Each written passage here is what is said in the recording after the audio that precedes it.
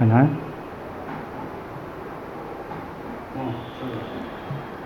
Hello dear students, welcome to our IPHS online class. I am Farhad, assistant teacher, Ideal Preparatory and High School, Sherpur Town, Sherpur. আজ আমি তোমাদের সামনে একটি গুরুত্বপূর্ণ বিষয় আলোচনা করব, সেটা হচ্ছে ভয়েস। ভয়েস গ্রামারে একটি গুরুত্বপূর্ণ আইটেম। আজ আমি তোমাদের এই ভয়েস নিয়ে আলোচনা করব। আশা করি এই ক্লাসের মাধ্যমে তোমরা কিছুটা হলেও উপকৃত হবে। তো সর্বপ্রথম আমরা জানব ভয়েস অর্থ কী। What's the meaning of voice? Voice অর্থ হচ্ছে বাচ্য। ভয়েস অর্থ হচ্ছে বাচ্য। আর ভয়েসের সংজ্ঞাটা হচ্ছে ভার্ব বা ক্রিয়ার অর্থ প্রকাশ হওয়ার ধরনকে ভয়েস বা বাচ্য বলে। ভার্বের অর্থটা বা ভার্বের কাজটা প্রকাশ হওয়ার ধরনই হচ্ছে বা ধরনকে ভয়েস বলে। ভয়েস সাধারণত দুই প্রকার। Voice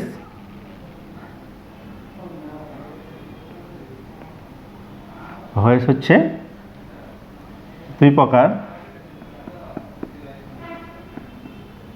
active voice and passive voice. Active অর্থ হচ্ছে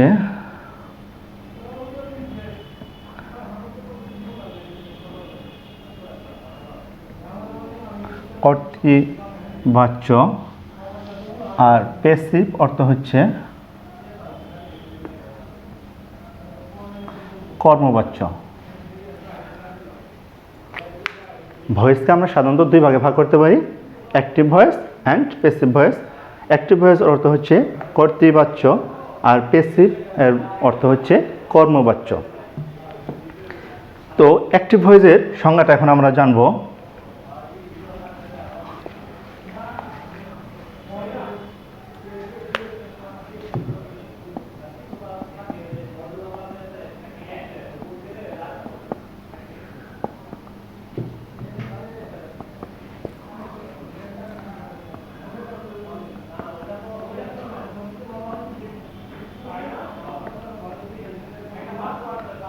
অ্যাক্টিভ ভয়েস এর সংজ্ঞা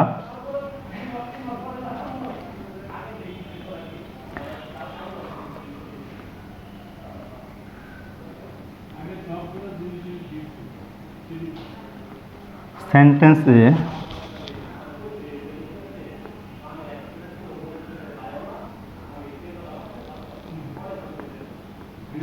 সাবজেক্ট যখন নিজেই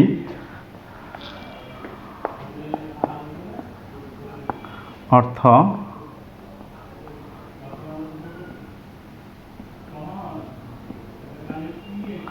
সম্পন্ন করে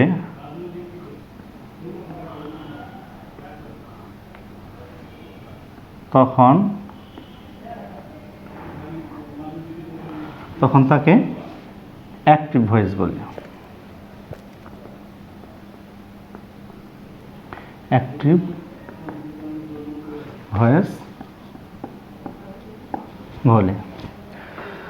অর্থাৎ একটা সেন্টেন্সের মধ্যে যখন ভার্বের অর্থটা বা ভার্বের কাজটা সাবজেক্ট নিজেই সম্পন্ন করবে, সে নিজেই কাজটি করবে, তখন তাকে বলা হয় অ্যাক্টিভ ভয়েস। উদাহরণস্বরূপ, for example, we can say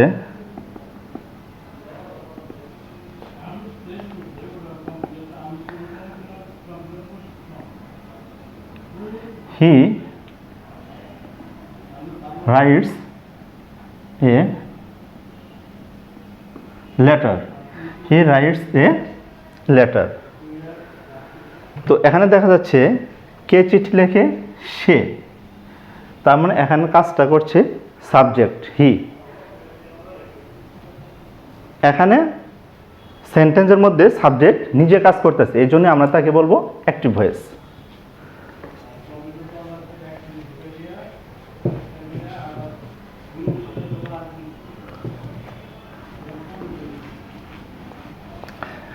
আবার যখন দেখব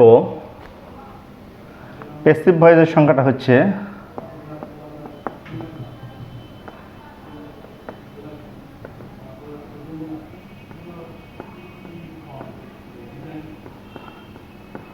প্যাসিভ ভয়েস এর সংখ্যাটা হচ্ছে সেন্টেন্সে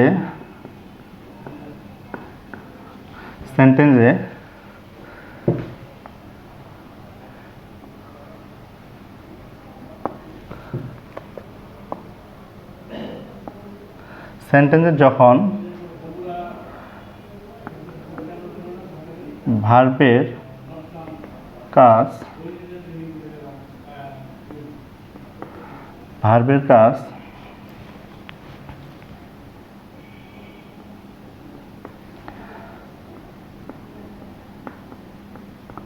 অবজেক্টের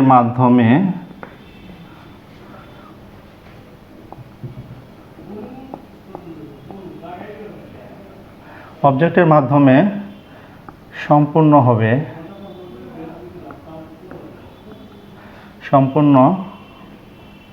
হবে তখন তাকে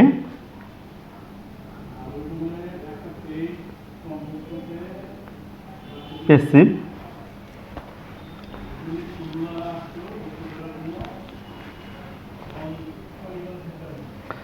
বা হয় সম্পূর্ণ হয় তখন তাকে প্যাসিভ ভয়েস বলে।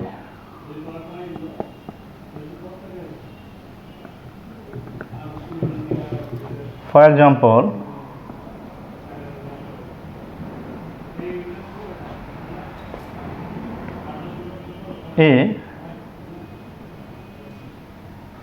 a letter is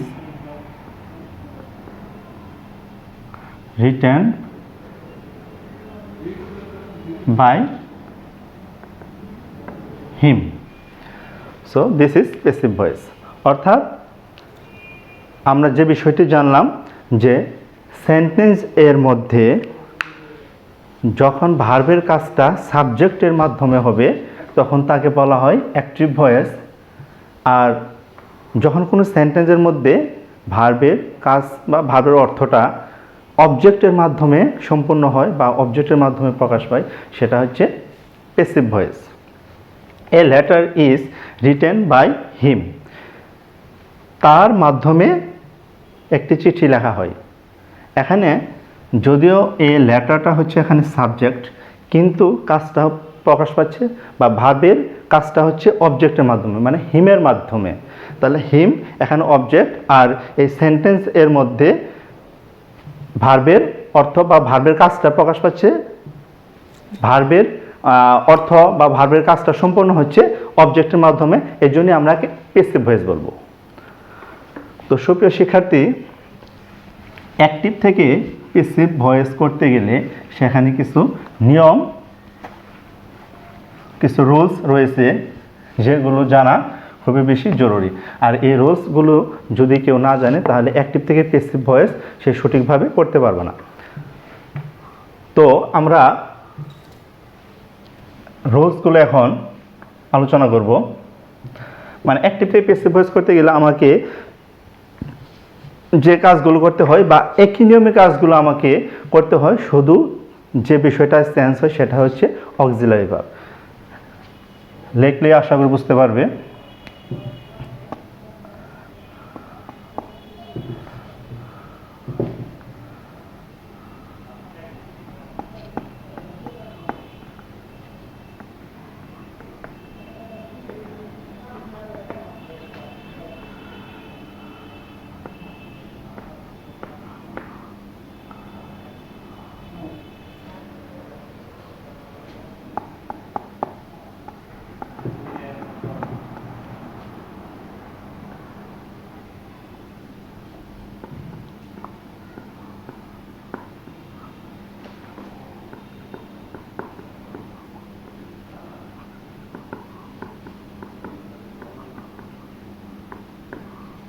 অ্যাক্টিভ থেকে প্যাসিভ ভয়েস করার নিয়ম। সর্বপ্রথম আমাকে যে কাজটা করতে হবে, অ্যাক্টিভ ভয়েসের অবজেক্ট এর সাবজেক্ট ফ্রম হবে।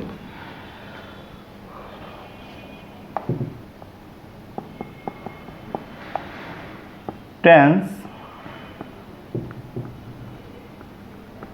এবং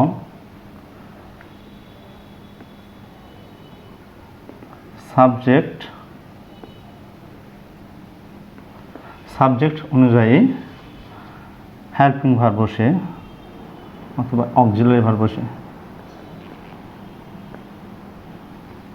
অক্সিলারি ভার্ব বসে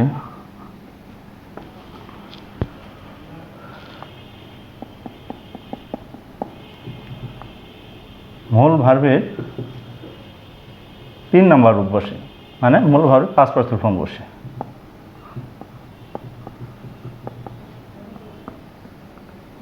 মূল ভার্ব এর পাস্ট পার্টিসিপল ফর্ম বসে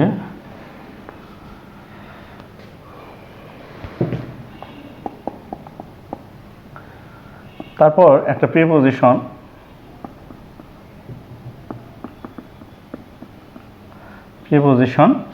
বাই বসে।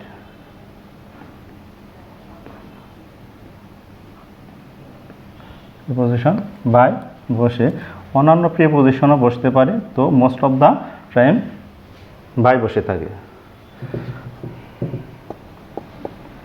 তারপরে যে কাজটি করতে হবে,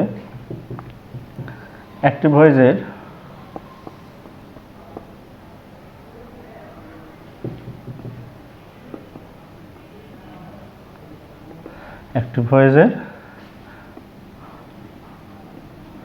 সাবজেক্ট এর অবজেক্ট ফর্ম বসে।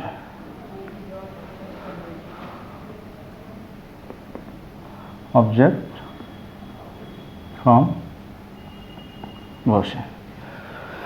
তো সুপ্রিয় শিক্ষার্থী, যদি তুমি কোনো অ্যাক্টিভ ভয়েসকে সঠিকভাবে প্যাসিভ ভয়েস করতে যাও, তাহলে এই বিষয়গুলো তোমাকে মনে রাখতে হবে। এখানে যে কাজটি করতে হবে, প্রথমে আমাকে অ্যাক্টিভ ভয়েসের অবজেক্ট এর সাবজেক্ট ফর্ম বসাতে হবে। তারপরে আমাকে যে কাজটি করতে হবে, টেন্স এবং সাবজেক্ট অনুযায়ী তারপরে একটা অক্সিলারি ভার্ব বসে। তারপরে এখানে উদাহরণ দিলে তোমরা আরও ভালোভাবে ক্লিয়ার হবে।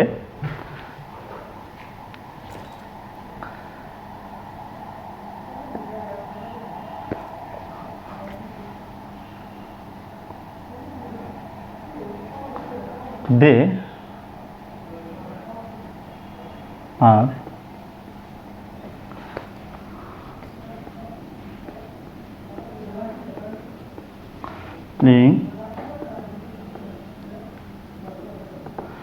are playing cricket. এটা হচ্ছে active voice. They are playing cricket, তারা ক্রিকেট খেলছে।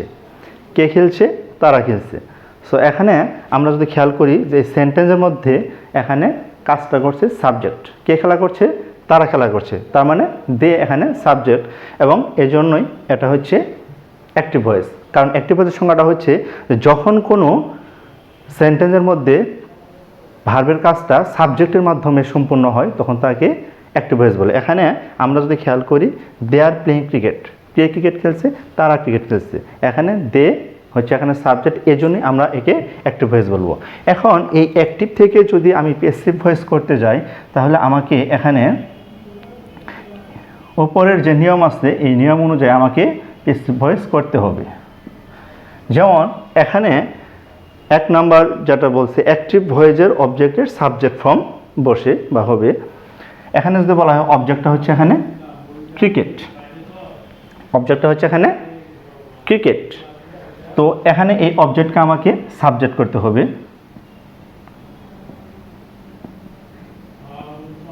ক্রিকেট 2 নাম্বার যেটা বলছে টেন্স এবং সাবজেক্ট অনুযায়ী অক্সিলারি ভার্ব বসে। এখানে এই অবজেক্টটা যখন এখানে সাবজেক্ট হয়ে যাবে, এই সাবজেক্ট এবং আমরা খেয়াল করব যে এখানে এই সেন্টেন্সটা কোন টেন্সে আছে। অর্থাৎ এখানে আমরা যদি খেয়াল করি দে আর প্লেইং ক্রিকেট, তার ক্রিকেট খেলে, এখানে এটা হচ্ছে এই অ্যাক্টিভ ভয়েসটা প্রেজেন্ট কন্টিনিউয়াস টেন্সে রয়েছে। তো যখন আমরা দেখব যে অ্যাক্টিভ ভয়েসটা প্রেজেন্ট কন্টিনিউয়াস টেন্স, তখন আমাকে এই সাবজেক্ট অনুযায়ী এম বিং, ইজ বিং অথবা are being, am being, is being, are being, এই তিনটার মধ্যে একটা হবে এই সাবজেক্ট অনুযায়ী। ক্রিকেট হচ্ছে এখানে third person singular number, for the reason এখানে ইজ বিং হবে। তারপর 3 নাম্বার মূল ভার্বের পিপি মানে পাস্ট পার্টিসিপল ফর্ম বসে। এখানে মূল ভার্ব খেয়াল করো, এখানে মূল ভার্ব হচ্ছে প্লে। তো এখন প্লের 3 নাম্বার হচ্ছে প্লেড।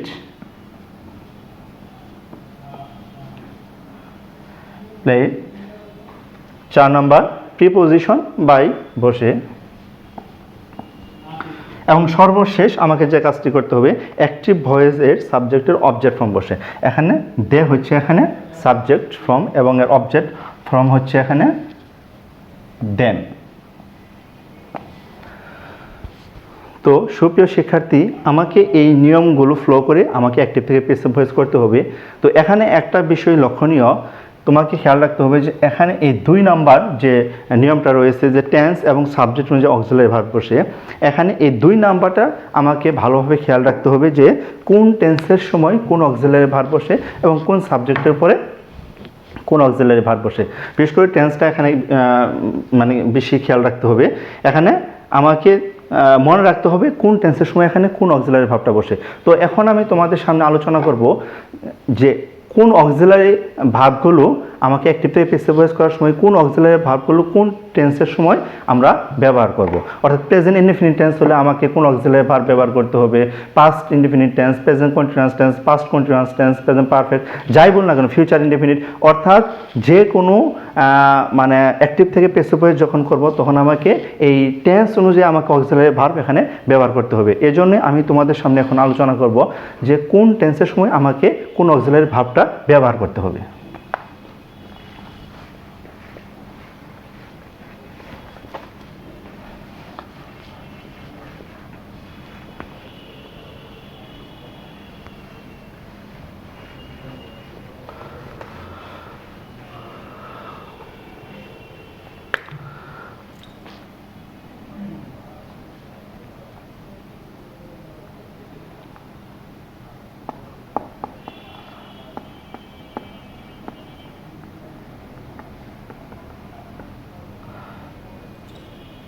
প্রেজেন্ট ইনডিফিনিট টেন্স হলে আমাকে অক্সিলারি ভার্ব ব্যবহার করতে হবে এম অথবা ইজ অথবা আর।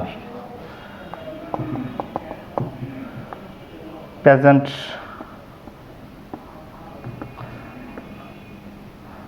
কন্টিনিউয়াস টেন্স হলে আমাকে ব্যবহার করতে হবে এম বিং,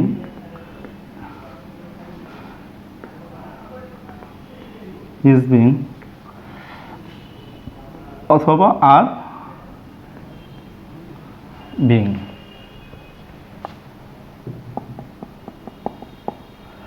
প্রেজেন্ট পারফেক্ট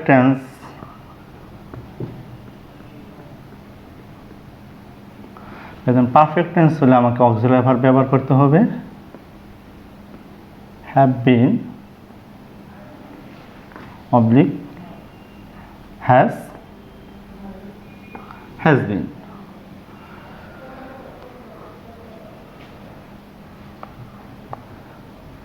চার নম্বরে এখানে আরেকটা বিষয় লক্ষণীয়, পারফেক্ট কন্টিনিউয়াস যে আমরা টেন্সগুলো পাই, present perfect continuous, past perfect continuous, future perfect continuous, এই টেন্সগুলো যদি অ্যাক্টিভ থেকে প্যাসিভ ভয়েস করা যায় কিন্তু এদের ব্যবহার বিধি খুবই কম, যার ফলে আমি তোমাদের পারফেক্ট কন্টিনিউয়াস টেন্স ছাড়া বাকি যে টেন্সগুলো আছে আমি সেই টেন্সগুলো নিয়মগুলো তোমাদের লিখে দিচ্ছি এবং সেগুলো নিয়ে তোমাদের সামনে আলোচনা করছি।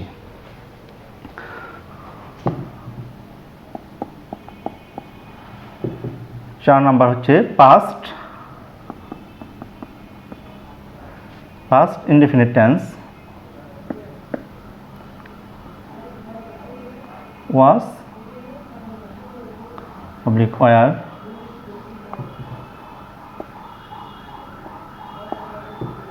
পাঁচ নাম্বার হচ্ছে past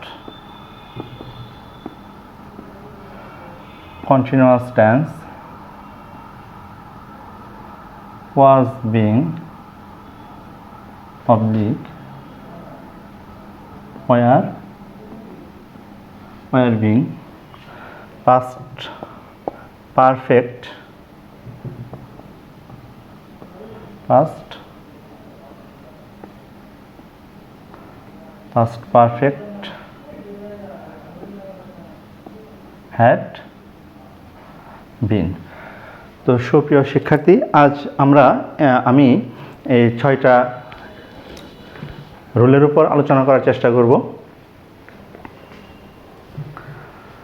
প্রথমে আমরা আলোচনা করব প্রেজেন্ট ইনডেফিনিট টেন্স, অর্থাৎ আমাকে এখানে মনে রাখতে হবে যে প্রেজেন্ট ইনডেফিনিট টেন্স হলে অক্সিলারি ভার্বটা হবে এম ইজ আর। আর বাকি যে নিয়মগুলো তোমাদের লিখে দেওয়া হয়েছে, অ্যাক্টিভ ভয়েসের অবজেক্টিভ সাবজেক্ট ফর্ম হবে, তারপর হচ্ছে কি 2 নম্বর অক্সিলারি ভার্ব বসে, শুধু অক্সিলারি ভার্বগুলো আমাকে মানে কি টেন্স অনুযায়ী according to the tense and subject we have to use auxiliary verb. এই জন্য আমরা অক্সিলারি ভার্বগুলো যেহেতু এক এক টেন্সের সময় এক একটা অক্সিলারি ভার্ব বসবে, এই জন্য আমরা অক্সিলারি ভার্বের ব্যবহারগুলো নিয়মগুলো আমরা ভালোভাবে মনে রাখবো। আর বাকি যেগুলো আছে 3 নম্বরে মানে কি ভার্বের মূল ভার্বের যে পাস্ট পার্সিয়াল ফর্ম, 4 নম্বরে প্রিপোজিশন বাই বসে, তারপর হচ্ছে 5 নম্বরে কি অ্যাক্টিভ ভয়েসের সাবজেক্টের অবজেক্ট ফর্ম বসে, এই নিয়মগুলো প্রত্যেকটা অ্যাক্টিভ থেকে পেসিভ ভয়েস করার ক্ষেত্রে অ্যাসার্টিভ সেন্টেন্সের সময় আর কি, অর্থাৎ অ্যাসার্টিভ সেন্টেন্সের অ্যাক্টিভ থেকে পেসিভ ভয়েস করার সময় এই 4টা নিয়মগুলো সবগুলোতেই একই নিয়মভাবে আমাকে এগুলো ব্যবহার করতে হবে। শুধু যে বিষয়টা এখানে চেঞ্জ হবে সেটা হচ্ছে অক্সিলারি ভার্ব। এই জন্য আমি তোমাদের সামনে এই অক্সিলারি ভার্বের নিয়মগুলো তোমাদের আমি লিখে দিচ্ছি এবং এগুলো আমি আলোচনা করতেছি। প্রেজেন্ট ইনডেফিনিট টেন্স অর্থাৎ প্রেজেন্ট ইনডেফিনিট টেন্সের যদি একটা তোমাদের উদাহরণ দিই,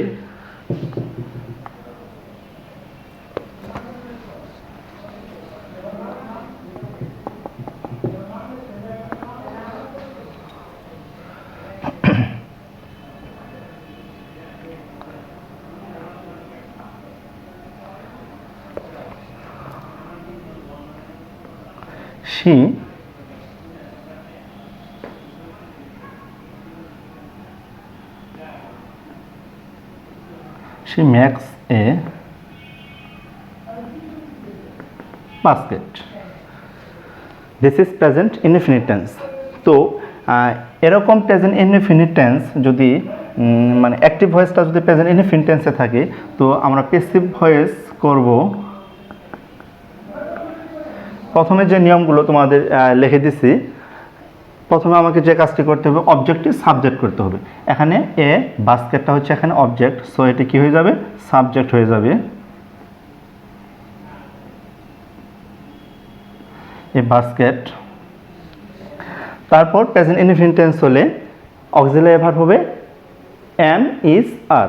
তো এখন এ বাস্কেট যেহেতু third person singular number and we know that if the subject is third person singular number, so এখানে কি হবে ইজ হবে, এ বাস্কেট ইজ। তারপর যে জিনিসটা আমাদের মনে রাখতে হবে যে অক্সিলারি ভার্ব ব্যবহার করার পর আমাকে কি করতে হবে মূল ভার্বে পাস্ট পার্সিয়াল ফর্ম বসে, মূল ভার্বে পাস্ট পার্সিয়াল ফর্ম বসে। তো মূল ভার্ব হচ্ছে এখানে মেক, মেকের পাস্ট পার্সিয়াল ফর্ম হচ্ছে মেড, মেড। এবং 4 নম্বরে আমাকে যেটা বসাতে হয় সেটা হচ্ছে প্রিপোজিশন বাই। তারপরে আমাকে যে কাজটি সর্বশেষ যে কাজটি করতে হবে, এখানে সাবজেক্টের কি হবে অবজেক্ট ফর্ম হবে। আমরা জানি we know that the object form of she হচ্ছে হার, এখানে সাবজেক্টের অবজেক্ট ফর্ম হয়ে যাবে। আমরা জানি যে এখানে সে অবজেক্ট ফর্ম হচ্ছে হার। এরকমভাবে যদি প্রেজেন্ট কন্টিনিউয়াস টেন্স আমরা আলোচনা করি, অর্থাৎ প্রত্যেকটারই অ্যাক্টিভ প্রেজেন্ট ইনডেফিনিট টেন্স, তারপর হচ্ছে present continuous tense. Present continuous tense যদি আমরা আলোচনা করি,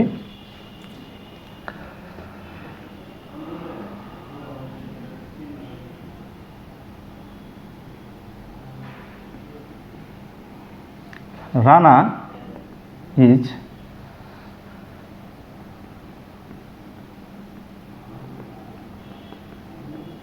repairing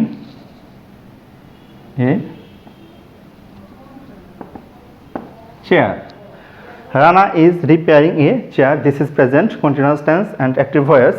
এখন আমি যদি এই অ্যাক্টিভ ভয়েসকে প্যাসিভ ভয়েস করি, তো আমাকে যে কাজটি করতে হবে, অ্যাক্টিভ ভয়েসের অবজেক্টিভ সাবজেক্ট হবে। এখানে চেয়ার হচ্ছে এখানে অবজেক্ট ফর্ম, তাহলে অবজেক্টটি কী হবে, সাবজেক্ট হবে এ চেয়ার। তারপর যে কাজটি করতে হবে যে আমাকে টেন্স অনুযায়ী অক্সিলারি ভার্ব বসে। তো প্রেজেন্ট কন্টিনিউয়াস টেন্স আমি তোমাদের এর আগে লিখে দিয়েছি। প্রেজেন্ট কন্টিনিউয়াস টেন্স হলে কি হয়, am being, is being, are being. তো এ চেয়ারের পরে কি হবে, ইজ বিং। তারপরে আমাকে যেটা লিখতে হবে মূল ভার্বের থ্রি, মানে রিপেয়ার। রিপেয়ারে থ্রি হচ্ছে রিপেয়ার।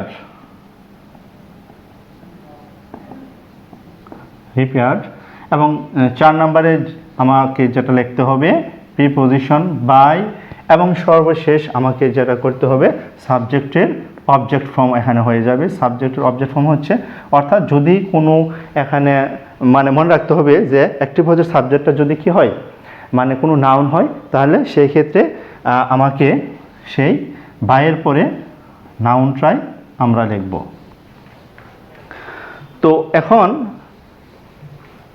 আমাকে এখানে আরেকটা জিনিস লক্ষণীয়, যে এখানে এম ইজ আর, মানে মনে রাখার সুবিধার্থে তোমাদের, মানে যেন তোমরা সহজভাবে মনে রাখতে পারো, এই জন্যই তোমাদের বলছি। অ্যাক্টিভ ভয়েসে যদি দেখো যে এখানে এম ইজ আর রয়েছে এবং তারপরে ভার্বের সঙ্গে যোগ, তাহলে সেক্ষেত্রে আমরা কি করব, মানে বিং হবে, অর্থাৎ এম বিং, ইজ বিং অথবা আর বিং হতে পারে। তারপরে এখানে present perfect tense. Present perfect tense, অর্থাৎ প্রেজেন্ট পারফেক্ট টেন্সকে আমরা যদি অ্যাক্টিভ থেকে, সুপ্রিয় শিক্ষার্থী, আজ এ পর্যন্ত। আমরা পরবর্তী ক্লাসে বাকি অংশটুকু আমি তোমাদের সামনে আলোচনা করার চেষ্টা করব। ওকে, থ্যাংক ইউ।